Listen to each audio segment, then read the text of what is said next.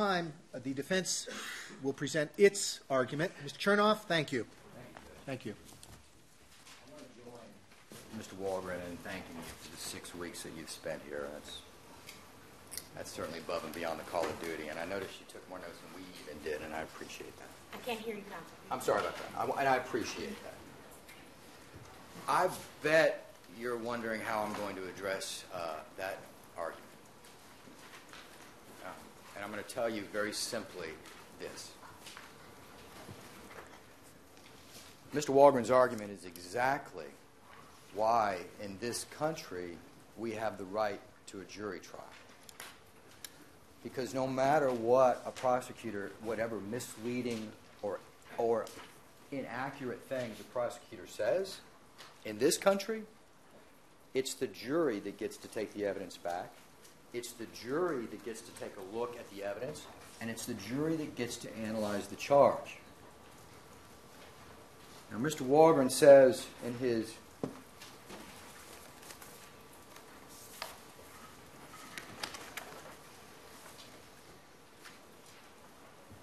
says there's a reason why. Let me see. He tells you we don't have to go into the nature of propofol. He tells you you know enough about propofol. We won't talk about that. There's a reason why he said that. He gives you bits and pieces of statements from witnesses.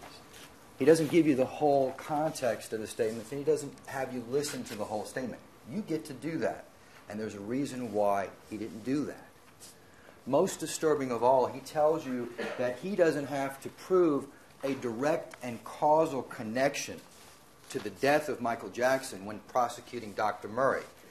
That's the most disturbing thing, because that's exactly what he has to do. And what the law says specifically, what it will tell you is, there may be more than one cause of death.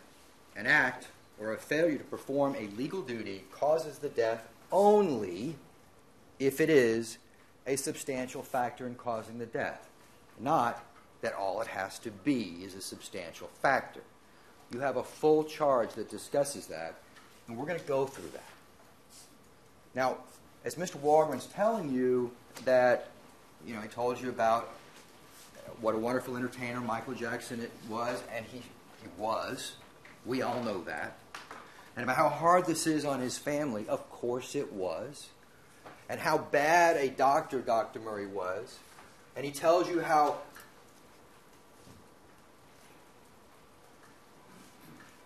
Dr. White used to be a good scientist.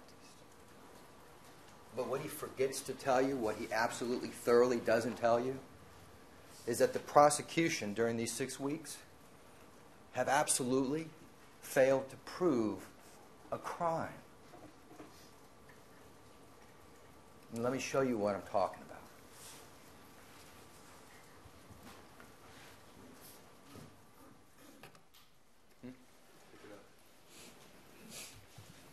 Sorry, we did this yesterday, so please bear with me. I'm learning how to do it. So, which one? All right. Mr. Walgren spent an hour and a half talking about negligence. And we told you on opening statement, I told you that we would not be disputing negligence. We would not be telling you that Dr. Murray didn't make any mistakes. We would never say that. And throughout this case, we never did, and we're not doing it now. But this case that you're deciding, it isn't a medical board hearing.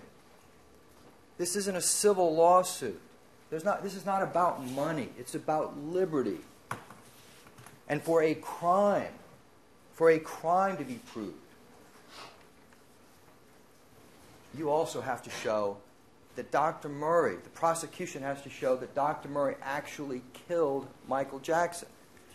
And during his argument, the only thing he addressed to even get close to that, and I'm going to explain why in a bit, was baggy pants.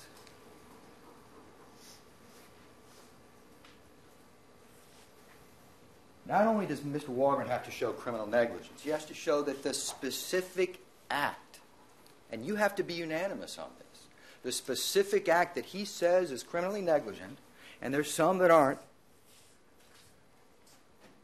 was the cause. Was the cause. And you have to be unanimous on that. Otherwise, this isn't a crime. The medical board may address it. That's a possibility. But we're here because this has been charged as a crime. I want to talk to you about unchangeable, undisputed facts first. And this has to relate to the character and nature of propofol. And you're going to see why it's important. And I want to show you these facts first. This is a timeline that we can rely on. And Mr. Morgan told you all about phone calls that were made, and he implied that things were going on during that time without proving anything. What we do know is this for sure, that Dr. Murray found Michael Jackson not breathing, found him in distress at 12 noon. Now, you may think Dr. Murray's a sinner. You may think Dr. Murray's a saint. But for whatever reason, whatever you think of him, if all he cared about, which I believe, all he cared about was Michael Jackson and the safety of Michael Jackson, the very first thing he's going to do when he finds him not breathing and potentially dead is try to revive him.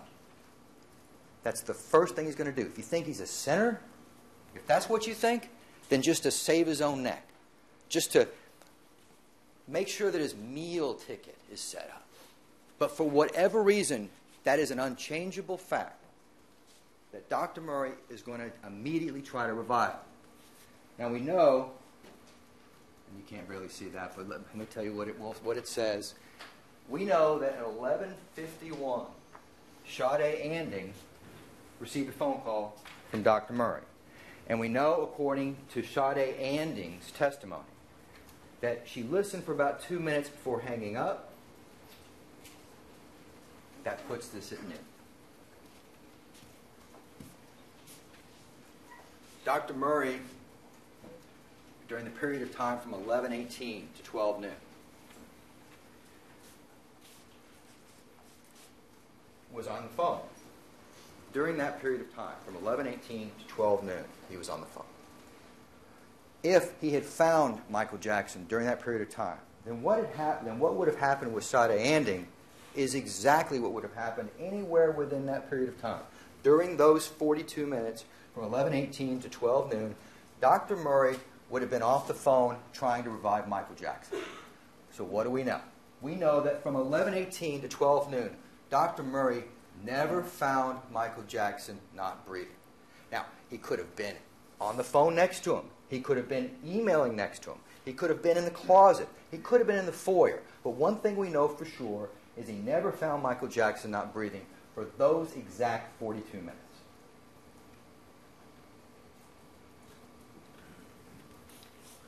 When you look at the nature of propofol,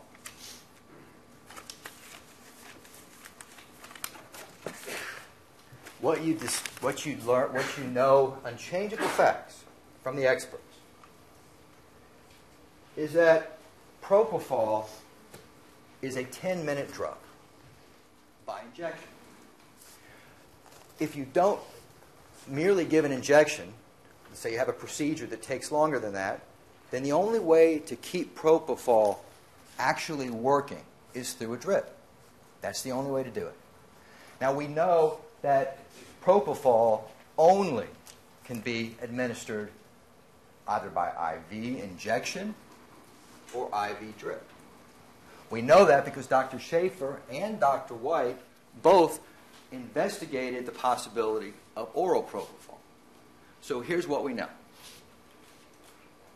We know